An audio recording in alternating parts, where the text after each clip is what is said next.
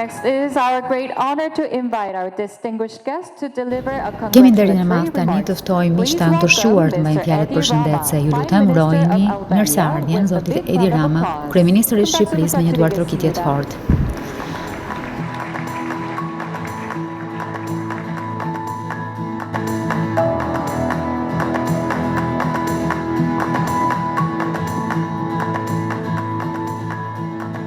It is a deeply personal privilege to be here in Ndihem personalisht, thellësisht i privilegjuar që ndodhem këtu në Seul. Herën e parë kam ardhur në këtë qytet kinematografik, më shumë se 2 dekada më parë si kryetari i Bashkisë së Tiranës, kryeqytetit të Shqipërisë. I myself came from a lost city, searching for Unë vetë vija nga një qytet që kish humbur, e që vën në kërkim të vetes në një vend që sapo dilte nga një botë e fashitur, në rrekje, shpesh të rrëmujshme për të përfituar një tjetër. What I found then was already remarkable. Ajo çfarë pash atë kohë ishte tashmë e jashtëzakonshme, por ajo çfarë shoh sot që kthehem pas gjithë këtyre viteve, është diçka thellësisht prekse. Korea is proof that history matters, but that history alone does not decide destiny. And perhaps nowhere has this truth been illustrated more strongly. Korea është dëshmi se historia ka rëndësi, por e vetme historia nuk e vendos dot fatin. Ndoshta nuk ka asnjë vend tjetër ku kjo e vërtet ilustrohet në mënyrë kaq mahnitse sa në këtë gadishull. I njëjti popull, e njëjta kulturë, po ajo histori, e megjithatë ndarë nga sisteme rrënjësisht të ndryshme. E këto janë dëshmia më e thjellët në tokë se fatet e kombeve nuk marrin formë thjesht nga aty ku zën fill, por nga zgjedhjet që bëjmë gjatë rrugës. Një Kore u shndrua në simbolin e ripërtëritjes përmes hapjes, demokracisë së qëndrueshme dhe inovacionit. Tjetra u kthye në emblem të territ përmes izolimit, sundimit të forcës dhe frikës. For me this has never been an abstract lesson. Ky për mua s'ka qenë kurrë veç një mësim abstrakt, sepse përgjatë një kapitulli të dhimbshëm të historisë së saj, Shqipëria ishte Korea e Veriut e Europës. E megjithatë, sot ajo po ecë në një tjetër rrugë, një rrugë jo e lehtë, e papërsosur natyrisht, por thelbësisht ndryshe.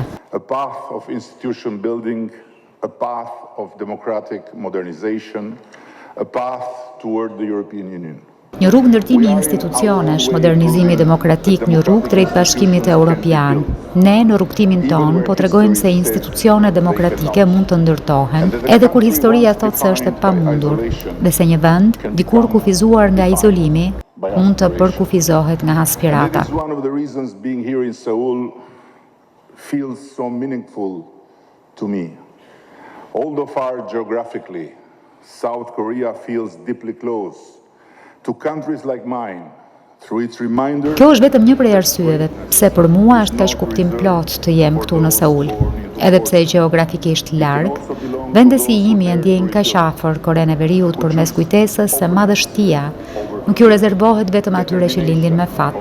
Mund t'ju përkas edhe atyre që guxojnë të rindërtojnë, që zgjedhin hapje në vend të frikës, vendosmërinë në vend të dorëzimit dhe optimizmin në vend të fatalizmit. Ndërkohë që ne mbylleshim pas mureve tona e këndonim këngë revolucionare të majgjepsur nga revolucioni kulturor i Kinës dhe bënim luftë imagjinare kundër amerikanëve e sovjetikëve, në këtë kontinent diç krejt tjetër shpalosej që as mund ta shihnim e as na lejohej ta dinim.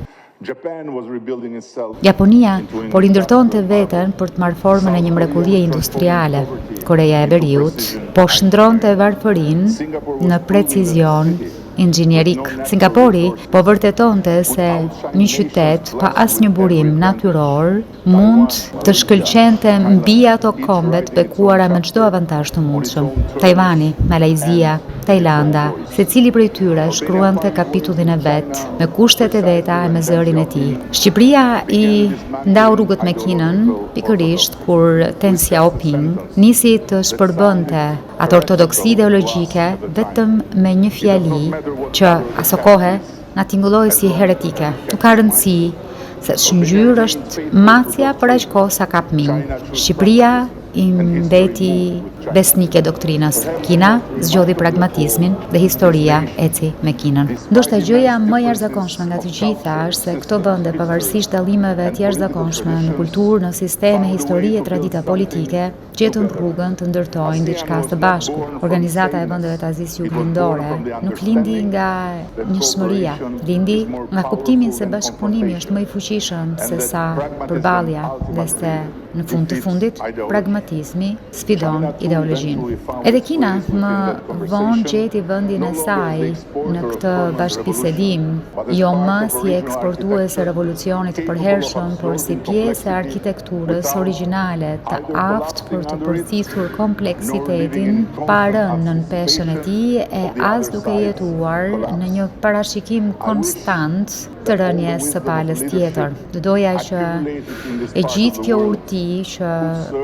leadershipi akumuloi në këtë pjesë të botës të mund të shërbente pjesësime të botës si një burim përullës dije për mënyrën se si duhen lundruar dallimet, jo si arsye për konflikte, por si fuqi ekuilibri në interes të ndërsjellë të përparimit dhe mirëqenies për çdo shoqëri të përfshirë. Ka një thënie koreane që e dëgjova dhe që më pëlqeu shumë.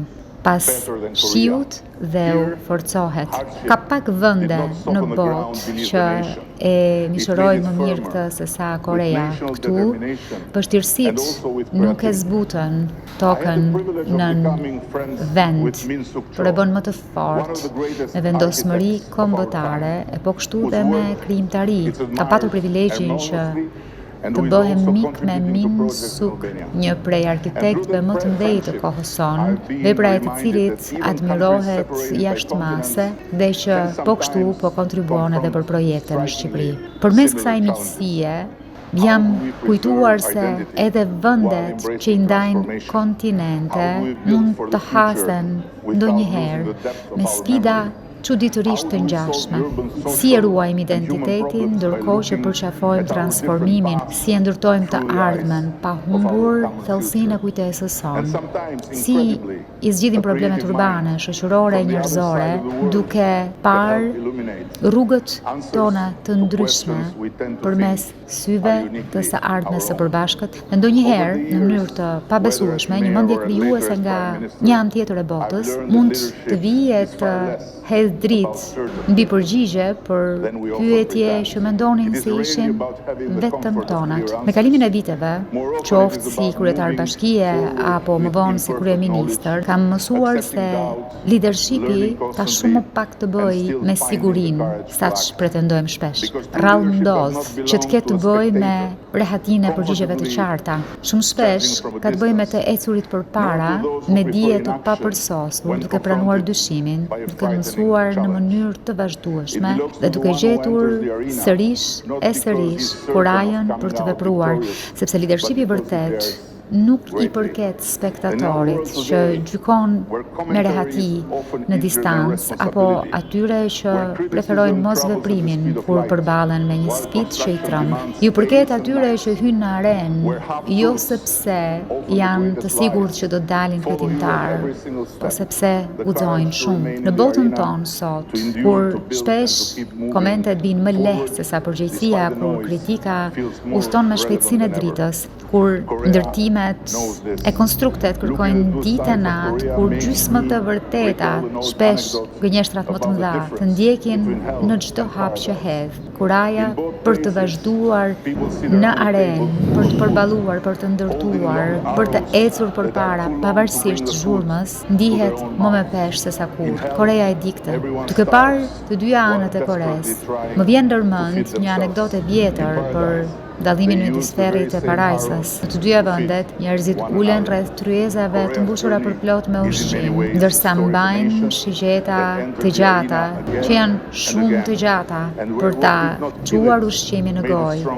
Në ferr, gjithkush vdes urie, ndërsa dëshpërimisht reket të ushqej veten.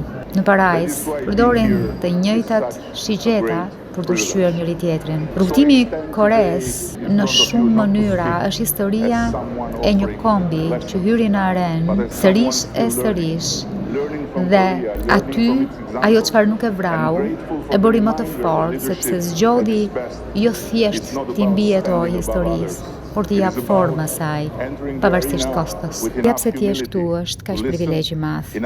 Ndaj gjendem këtu sot përballë jush, jo që t'ju flas si dikush i jep leksione, por si dikush është ende duke mësuar nga Korea, duke mësuar nga shembulli i saj, e mirënjohës për kujtesën se leadershipi në më të mirën e vet nuk do të thotë e nuk ka të bëjë me të qëndruarit mbi të tjerët. Ka të bëjë me hyrjen në arenë me përulësitë mjaftueshme për të dëgjuar, me kurajt mjaftueshme për të vepruar, me imagjinatë të mjaftueshme për të ndërtuar ura atje ku të tjerët shohin veç distanca. Është ende lajm i fundit që ky vend ka tejkaluar Japoninë në produktin e brendshëm bruto për frym. Një arritje që jo shumë kohë më parë do dukej si fantazi e gati marrëzi. Dhe ajo çfarë bën këtë arritje kaq të jashtëzakonshme është aftësia e një vendi për të shndruar dhimbjen në forcë, urinë në vendosmëri, shkatrimin në energji dhe traumën historike në një forcë gati të pabesueshme të ambicjes kolektive. E nëse Korea mundi ta bëjë, atëherë askush nuk ka të drejtë të thotë nuk mund të bëhet, as në nivel kolektiv apo atë individual. Ndihuni të bekuar, dhe thjesht bëjeni. Faleminderit. And congratulations.